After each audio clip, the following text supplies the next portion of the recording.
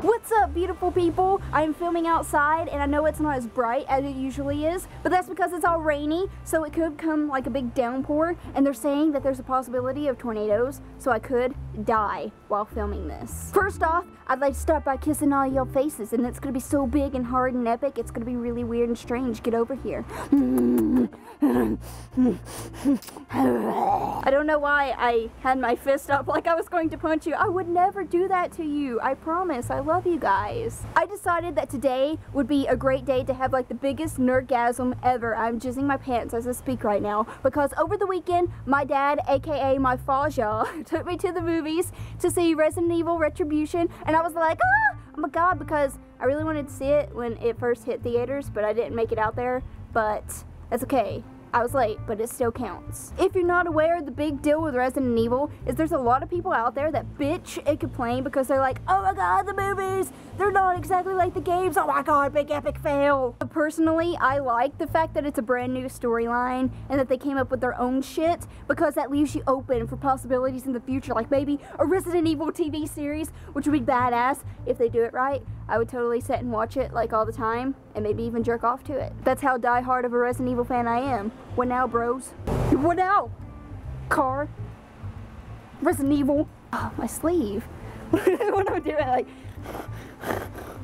I'm just gonna hit all the key factors for the movie that I like and what I didn't like. When you're watching the beginning and you're all confused like and everything because everything is going backwards, I thought that was like one of the most badass scenes because people are being unshot, like bullets are coming out of their body instead of in, and their blood is like rushing back inside. So I was all like, oh my god, that is so fucking cool. Like if I could like get unshot every day like in front of people and be all like, oh, it would be like the coolest thing ever in my life. I guess that's my weird way of saying I really like the special effects.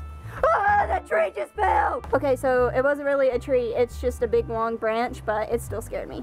Okay. I hate this, I'm gonna die. What was I saying? Special effects. Okay. Why am I talking like that? Like, I'm so like, oh my god. Another big complaint that was going around before the movie even hit theaters was people bitching about Leon Kennedy being old in the movie, and I was totally like, I was watching it. Of course I was watching it, what the fuck am I saying? But he did a really good job, the guy that played him, because like, so what? Who cares about what he, like, he looks like a scruffy Leon kind of, but if you've been watching the trailers for Resident Evil 6, the game coming out, Leon's aging in that one anyway, so big whoopty flippin' do. He was awesome, and this is coming from a person who would personally like to hump Leon himself, so it's all good. And this next one is the big thing in the movie, because if you watched Afterlife, you know that the whole thing, Alice was fighting Wesker, and Wesker was all like, I'm gonna die, I want to eat you, type of deal going on.